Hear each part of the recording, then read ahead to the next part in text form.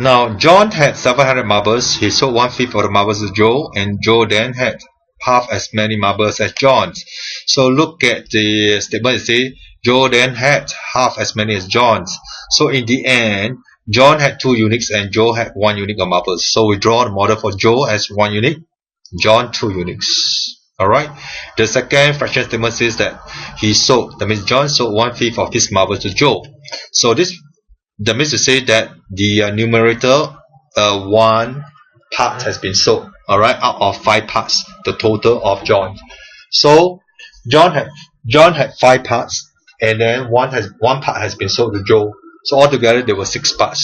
Over here I have 3 units. So assuming that if let's say I were to cut 1 unit into 2 parts, alright, then all the three units will become 6 parts in total. 4 parts to John, 2 parts to Joe.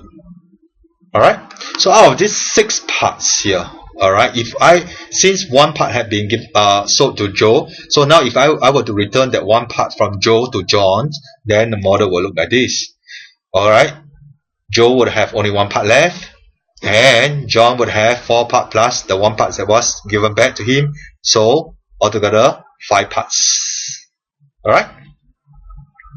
Now we are told that John had 700 marbles at first. So looking at the model of, at first we know that John 1, 2, 3, 4, 5, these 5 parts is equivalent to 700 marbles. So if 5 parts is equal to 700 marbles, therefore 1 part will be 140 marbles. Alright, when we take 700 divided by 5. Questions. How many marbles were sold to Joe? We know that it's 1 part. So 1 part is 140, therefore 140 marbles was sold to Joe. Thank you for using Playmaths.com.